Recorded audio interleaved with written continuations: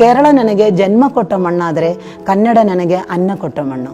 ಇಲ್ಲಿ ಎಲ್ಲರೂ ಇಂಗ್ಲೀಷ್ ಕಲಿಬೇಕು ಅಂತ ಮಕ್ಕಳು ಬರ್ತಾರೆ, ಆದರೆ ಅವರಿಗೆ ಕನ್ನಡದಲ್ಲಿ ಬರೆಯಲಿಕ್ಕೆ ಬರೋದಿಲ್ಲ. ಅವರ ಮಾತೃಭಾಷೆ ಕನ್ನಡ ಆದರೂ ಸಹ ಅವರ ಕನ್ನಡದಲ್ಲಿ ಹೆಸರು ಸಹ ಬರೀಲಿಕ್ಕೆ ಬರೋದಿಲ್ಲ. ನಾನಿಲ್ಲಿ ಟ್ಯೂಷನ್ ಕೊಡಬೇಕು ಅಂದಿದ್ರೆ ಅವರ ಕನ್ನಡದಲ್ಲಿ ಓದೋದು ಬರೆಯೋದು ಕಲಿತರೆ ಮಾತ್ರನೇ ನಾನು ಬೇರೆ ಭಾಷೆಗಳು ಅಥವಾ ಬೇರೆ ಸಬ್ಜೆಕ್ಟ್ ಪಾಠ ಮಾಡೋದು ಅಂತ ಹಠ ಮಾಡಿರೋ ಕಾರಣದಿಂದ ಇಲ್ಲಿ ಕನ್ನಡ ಕಲಿತಾರೆ. ಕನ್ನಡ ಅಂದರೆ ಇಷ್ಟ ಸರ್. ಯಾಕೆ ಕನ್ನಡ? ಅದು ಆ ಪ್ರಶ್ನೆಗೆ ಅರ್ಥನೇ ಇಲ್ಲ. ನನ್ನ ಜೀವನೇ ಕನ್ನಡ. ನನ್ನ ಮದುವೆ ಮಾಡಿರೋದು ಕನ್ನಡದವರು, ನನ್ನ ಮಗ ಕನ್ನಡದವನು, ನನ್ನ ಸೊಸೆ ಕನ್ನಡದವಳು. ಸೊ ಈ ಕನ್ನಡ ಮಣ್ಣು ಇಷ್ಟೆಲ್ಲ ಕೊಟ್ಟಿದಾಗ ಆ ಕನ್ನಡವನ್ನು ನಾನು ಪ್ರೀತಿಸದೆ ನಾನು ಇನ್ನೇನು ಮಾಡಲಿ ಹೇಳಿ. ಕನ್ನಡದಲ್ಲಿ ರಾ ಮತ್ತು ರಾ ಇಲ್ಲ. ಕನ್ನಡಕ್ಕೆ ಈ ರಾಯ ಬದಲಾಗಿ ಇದೇ ರಾ ಯೂಸ್ ಮಾಡುತ್ತದೆ. ಅದಕ್ಕೋಸ್ಕರನೇ ಕೇರಳದಲ್ಲಿ ಮಾತ್ರ ಮಳೆ പെയ്ಯುತ್ತದೆ, ಕರ್ನಾಟಕದಲ್ಲಿ ಮಳೆ ಬೀಳುತ್ತದೆ. ಹೌದಲ್ವಾ? ಅದೇ ಥರ ಕೇರಳದಲ್ಲಿ ಮಾತ್ರನೇ ಕೋಳಿ ಇರೋದು, ಕರ್ನಾಟಕದಲ್ಲಿ ಏನಿರೋದು ಕೋಳಿ. ಅದೇ ನಾನು ಕೇರಳದಲ್ಲಿ ಕೊಲ್ಲಂ ಕಣ್ಣನಲ್ಲೂರು ಊರಿಂದ ಬಂದಿರೋಳು. ಇಲ್ಲೇ ಬಂದು ನೆಲೆಯಾಗಿ ನಾನು ಇಲ್ಲಿ ಇರುವ ಕನ್ನಡ ಗೊತ್ತಿಲ್ಲದ ಕನ್ನಡಿಗರಿಗೂ ಹಾಗೂ ಅನ್ಯ ಭಾಷಿಗರಿಗೂ ಉಚಿತವಾಗಿ ಕನ್ನಡ ಕಲಿಸ್ತಾ ಇದ್ದೀನಿ. 17 ವರ್ಷದಿಂದ ಕನ್ನಡ ಕಲಿಸ್ತಾ ಬರ್ತಾ ಇದ್ದೀವಿ. ಇನ್ನು ಜೀವ ಇರುವವರೆಗೂ ಕನ್ನಡ ಕಲಿಸ್ತಾನೆ ಇರ್ತೀವಿ. ನಮಸ್ಕಾರ ಕನ್ನಡಿಗರೇ, ಹೇಗಿದ್ದೀರಾ?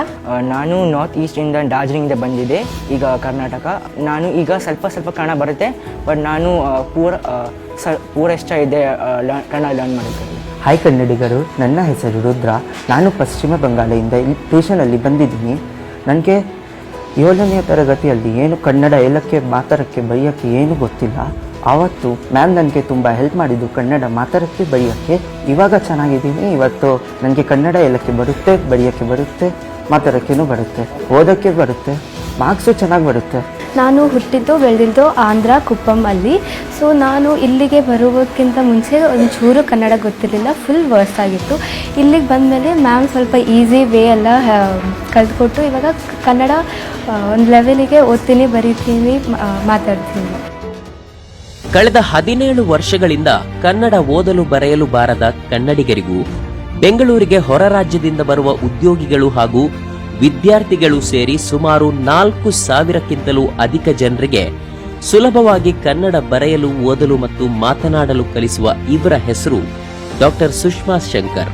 ಹೊರ ರಾಜ್ಯಗಳಿಂದ ಕರ್ನಾಟಕಕ್ಕೆ ಬರುವ ಅಂದ್ರೆ ಒಡಿಶಾ, ಡಾರ್ಜಿಲಿಂಗ್, ಉತ್ತರ ಪ್ರದೇಶ, ಬಿಹಾರ, ಆಂಧ್ರ ಪ್ರದೇಶ, ತಮಿಳುನಾಡು ಹಾಗೂ ಕೇರಳದಿಂದ ಬರುವ ಬ್ಯಾಂಕ್ ಉದ್ಯೋಗಿಗಳು, ಶಿಕ್ಷಕರು, ವಿದ್ಯಾರ್ಥಿಗಳು, ಉದ್ಯಮಿಗಳು, ಟೆಕ್ಕಿಗಳು, ನಟರು, ನಿರ್ದೇಶಕರು ಹಾಗೂ ಪತ್ರಕರ್ತರಿಗೂ ಇವರು ಉಚಿತವಾಗಿ ಕನ್ನಡ ಬೋಧಿಸುವಲ್ಲಿ ಯಶಸ್ವಿಯಾಗಿದ್ದಾರೆ.